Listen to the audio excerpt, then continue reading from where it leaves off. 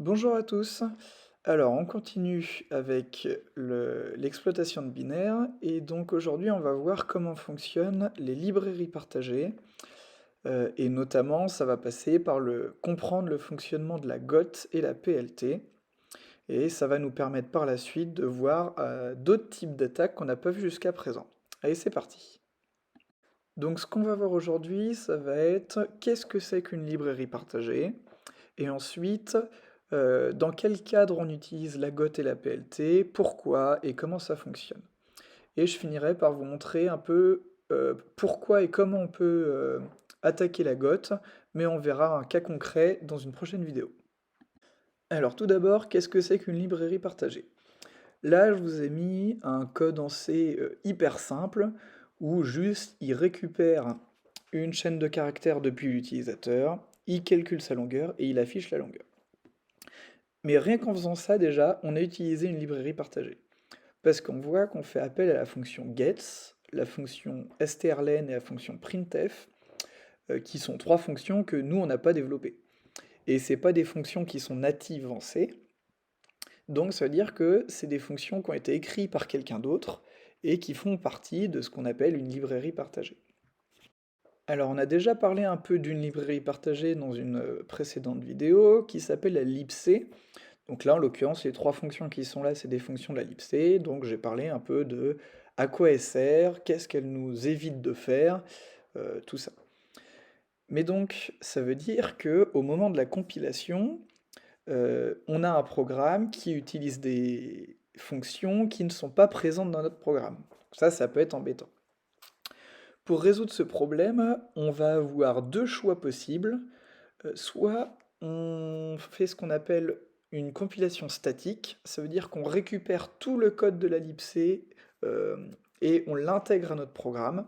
Soit on appelle ce qu'on appelle une compilation dynamique, ça veut dire que dans le programme on n'aura pas ces fonctions-là, mais par contre on sait où aller les chercher et quand on va lancer le programme va aller chercher ces fonctions-là directement. Donc cette première option c'est la plus simple. Avec GCC, au moment de la compilation, ça se fait en rajoutant le flag moins statique. Et donc, ça veut dire que le code de toutes les fonctions qu'on veut utiliser dans notre programme va être intégré à notre programme. Donc là, c'est pratique parce qu'il n'y a pas de problème de portabilité ou de choses comme ça. Le code y est directement dans le programme. Pour voir si un binaire a été compilé de cette manière-là, on peut utiliser la commande file qui va nous donner plein d'informations. Et donc là, en entouré en rouge, on voit statically linked, donc il a été compilé en statique. L'inconvénient de ce truc-là, c'est que du coup, si la libc elle a été mise à jour entre le moment de la compilation et le moment où on lance le programme, bah du coup, cette mise à jour va pas se répercuter sur notre programme. Et le deuxième souci, c'est que du coup, on va se retrouver avec un programme qui va être hyper gros. Parce que plus on va utiliser de librairies différentes, plus on va avoir de code qui va être intégré à notre programme, plus notre programme il va être gros. Donc c'est une perte d'espace parce que ce code-là, il est réutilisé dans plein d'autres programmes. Donc vaut mieux qu'il soit stocké à un seul endroit dans le système et qu'on l'appelle quand on en a besoin. C'est ce qu'on va faire en dynamique. Donc quand on compile par défaut sans option de compilation particulière, c'est ce qui se passe. On va avoir une compilation en dynamique.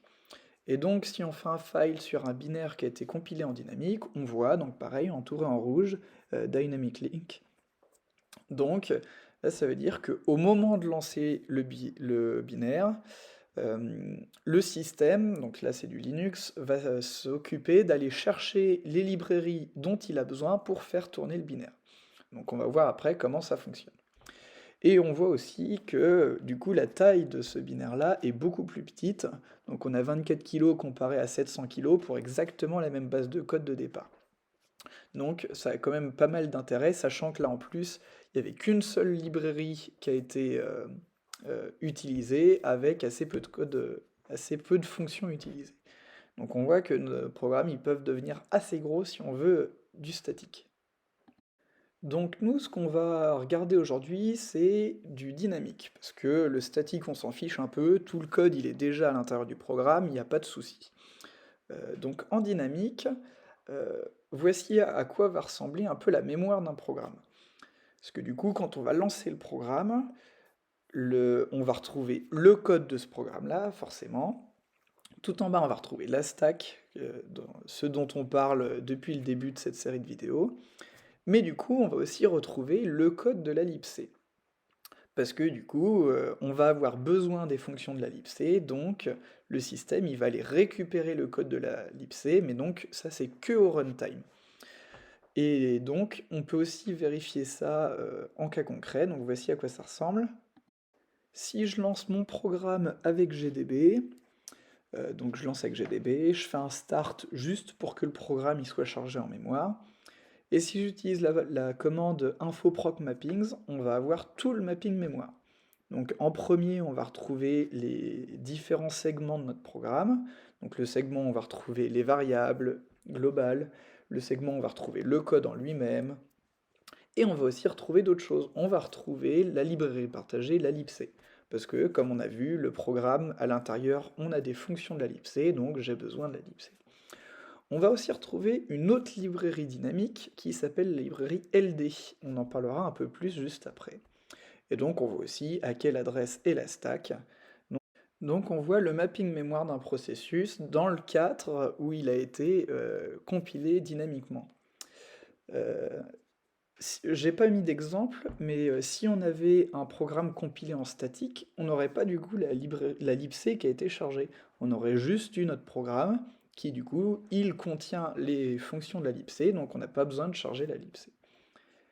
Donc maintenant, on va regarder un peu comment ça fonctionne et qu'est-ce que c'est que cette GOT et la PLT.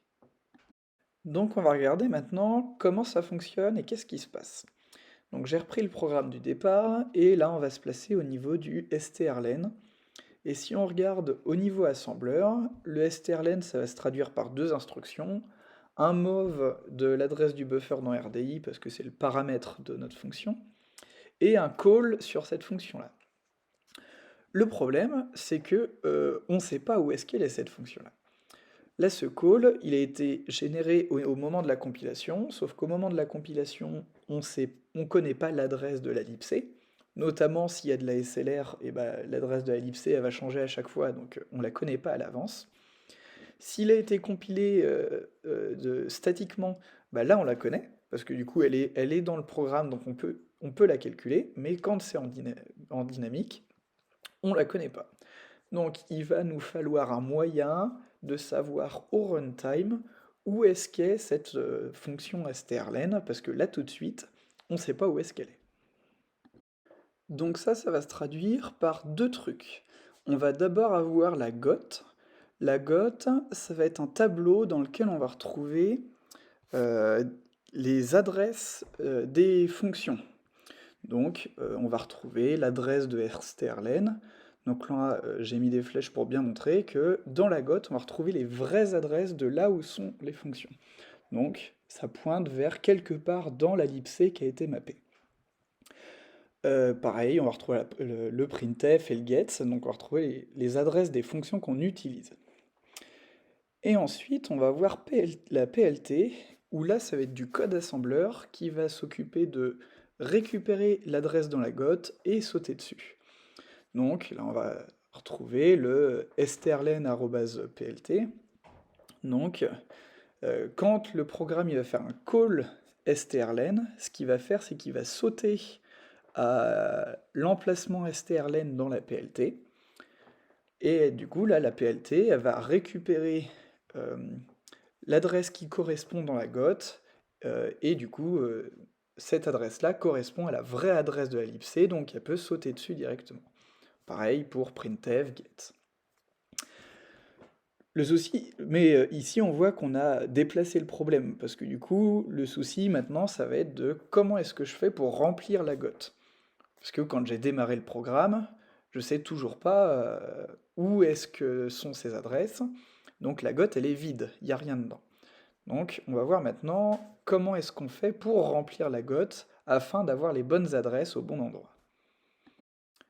Donc ce que je vous ai pas dit, c'est que dans la PLT, on va avoir un truc de plus, qu'on appelle le résolveur. Parce que au départ, la GOT, elle n'est pas vide en fait. La première entrée, elle pointe vers le résolveur, et toutes les autres entrées, elles pointent vers l'entrée PLT du résolveur. Le résolveur, c'est une fonction qui est à l'intérieur de LD. Donc LD, c'est une librairie partagée qui est forcément chargée à partir du moment où notre binaire il est compilé dynamiquement. Parce que du coup, ce résolveur, son boulot, ça va être justement de parcourir toute la libc et d'aller retrouver l'adresse de la fonction qu'on cherche. Donc c'est pour ça que quand on avait vu le mapping mémoire tout à l'heure, il y avait LD en plus, dont on n'avait pas parlé jusqu'à présent. Donc si on regarde le fonctionnement de la PLT et de la GOT, la première fois qu'on va avoir un call strlen, donc on va sauter dans la PLT à l'endroit de strlen.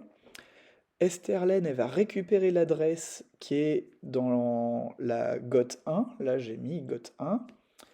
La GOT1 à l'intérieur, on a l'adresse PLT du résolveur, donc là on va sauter dessus, donc on va sauter dans le résolveur, et le résolveur, il va s'occuper de trouver l'adresse de strlen, de remplacer l'adresse de la GOT par l'adresse de strlen, et de sauter dans strlen.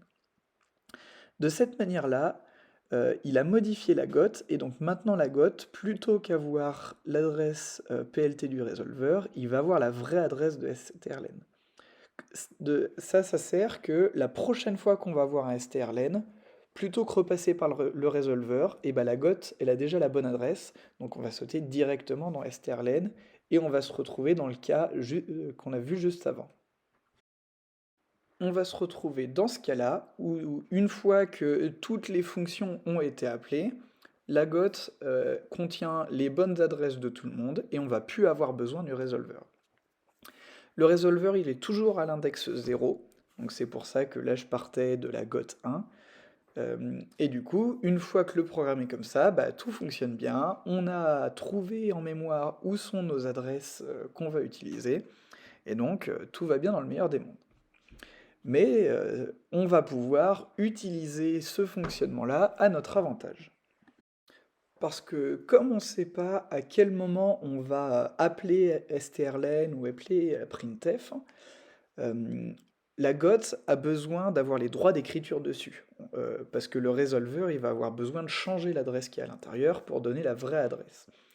Donc ça veut dire qu'on a possibilité d'écrire dans la GOT. Le deuxième avantage, c'est que l'adresse de la GOT, il est connu. Même quand on a de la SLR, l'adresse ne change pas.